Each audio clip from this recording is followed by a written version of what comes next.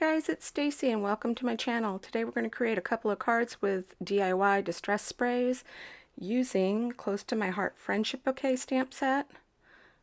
I just think that the sentiments and the flowers in this are very beautiful. Even though I use different sentiments, it's a very sweet set. I'm going to use MFT Itty Bitty Basics. We're going to use MFT Weather With You stamp set. We're just going to be using a sentiment out of there, although I'd like to revisit that stamp set. We're going to be using Simon Says Stamp Painted Hello die. We're going to be using Simon Says Stamp Beautiful die. It's a layering die, which I didn't show. And big surprise, we're going to color with some Copic markers. We're going to be using some Distress Mica Stain. And then these are the DIY sprays that I made, and Distress Oxide sprays. They're DIY. And then Waverly Wax. And we're going to use Dr. P.H. Martin's bleed proof pen white ink. And I'm using some watercolor paper here. And I'm just taking those distress spray stains and I sprayed some water down and then I sprayed them down. And then I just sprayed them and I would dry in between each layer. And then I would take the caps off of the bottles and then splatter with the end of the sprayer. And I just kept layering. And then I would take my hand and dip it in some water and flick it. And I wore gloves because Distress ink or other inks seem to stain my fingers for a few days. Part of it comes off and I just didn't want that. So that's up to you, if you want inky fingers or not.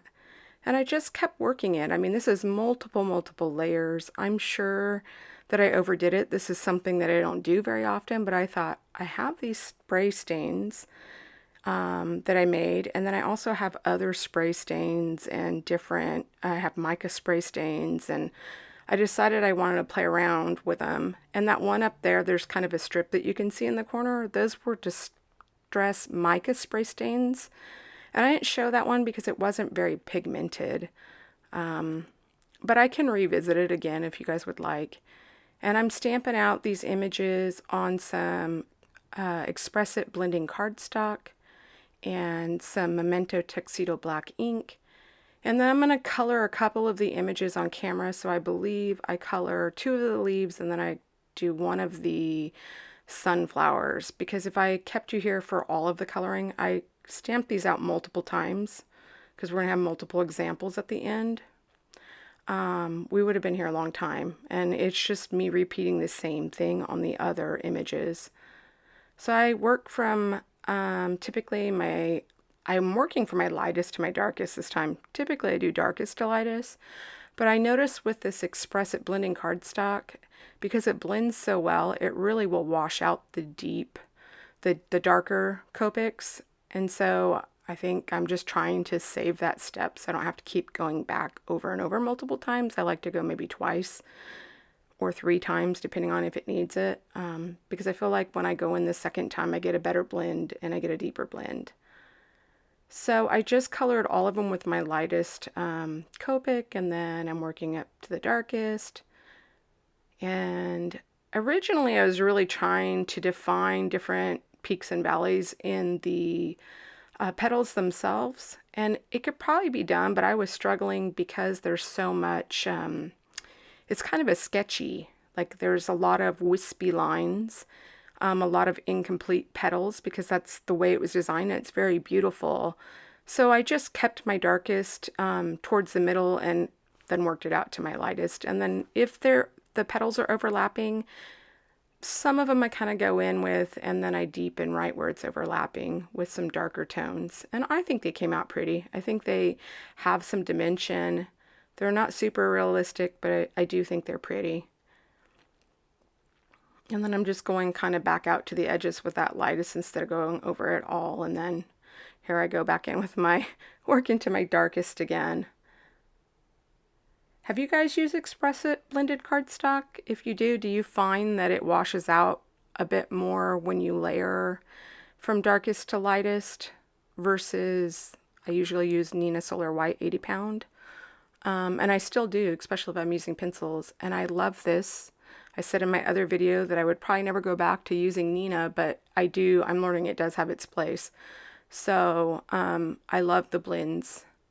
But I could see on this, maybe I would want a little bit more of the shading to not smooth out so much. So I may have to revisit this one on Neenah with some colored pencils added in as well. I did originally try to add colored pencils on top of this with the black colored pencils in Gamsol, and I blended it out. It may be in here, but I think I removed it because I didn't end up using it. It really washed out those yellows, but it would be a beautiful look as well. I mean, it did add texture to it. It did add deep tones, but I really wanted that yellow to be bright and cheery. And then I'm going in with my darker E markers, and I went in with the G's first, and they're very light so that it just kind of peeks through in the highlights. And then I go in with my E markers, and with the darkest, I'm just kind of dotting it around. Now here's that completed, well, it's not completed, it's dried. I let it dry, I let it sit for a while, and I'm going in with a script stamp set. You can use whatever one you have. You can use sentiments put together.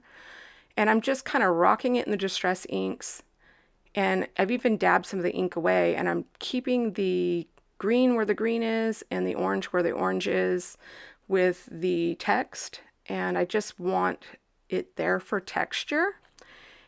And Distress inks don't stamp super clear. Oxides are different, but Distress inks aren't made for stamping. They're made for blending and different techniques. So that's why I chose to use them, because I didn't want super clear font. And then I'm using Waverly Wax.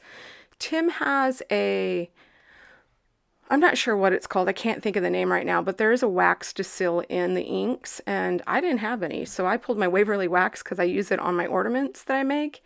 And it worked. And then I did the white ink over the top so that it didn't reactivate the Distress inks and bleed through, so they're very white splatters. And then I laid out where I wanted my stamped images, which I fussy cut, and took a piece of press and seal to pick them up. And then I glued the leaves on back first, and then I went in with foam tape and popped them up. Or maybe these ones... No, I'm wrong on this one. I used glue. On the other, I used foam tape. And then I'm just gluing all the little bits and pieces down. That's the die, that Hello Script die. And I stacked up multiple layers of it. And then that's just a shimmer cold cardstock. And I'm using these old Recollection enamel dots. And they're yellow, which I thought fit. But originally they were clear, like a bright white. I thought it worked well. And then I'm going to go in and distress the sides here. And I'm using this tool from Stampin' Up, and it worked okay. I really had to keep going over it, and this tool is pretty much brand new. I hadn't ever used it, I think maybe once, but it just seemed to kind of rough up the corners and push it up. So after I get all these lined up, I'm going to glue it down. And I believe I do the press and seal thing. And I'm using my tweezers to push the leaves where I want them. And there I'm using that press and seal. And I'm laying out the sentiments that I want, getting the feel for the card layout, make sure that's what I want. And I'm gluing those leaves down first. And then where the flowers overlap, I'm gluing those so they're all one piece. But I'm still leaving it attached, that press and seal. And then I'm just taking foam tape and layering it up. And then I'm using that to position the press and seal. You could see through it, and then push it down really well, and then pull that press and seal off. And here's a sentiment I created with one of those stamp sets. I just heat embossed it in white embossing powder. And then I die cut the beautiful layered die set from Simon Says Stamp. I'm popping that up with some very thin foam tape, just where it meets the background. And then gluing the tips up where it overlaps on the flowers that are popped up so that they're all the same layer. And then I'm taking my Tim Holtz scissors and distressing the sides. Now this worked better for me because it gave me more of the effect I wanted than that distressing tool from Stampin' Up. It could be because it's watercolor paper, so it's a bit thicker, and I believe this is Strathmore watercolor paper. And then I took some enamel dots and put them on there. And here's a couple of other backgrounds I created. And those are the DIY Distress Oxides that I made. If you want me to show you how those are made, I can do that, or a video on how I made the spray stains. And then there's mica spray stain splattered on the back. And here they are completed. Isn't that pretty?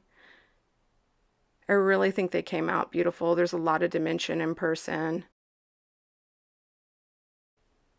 If you enjoyed this video, please like and subscribe, and I'll see you guys next time. Bye.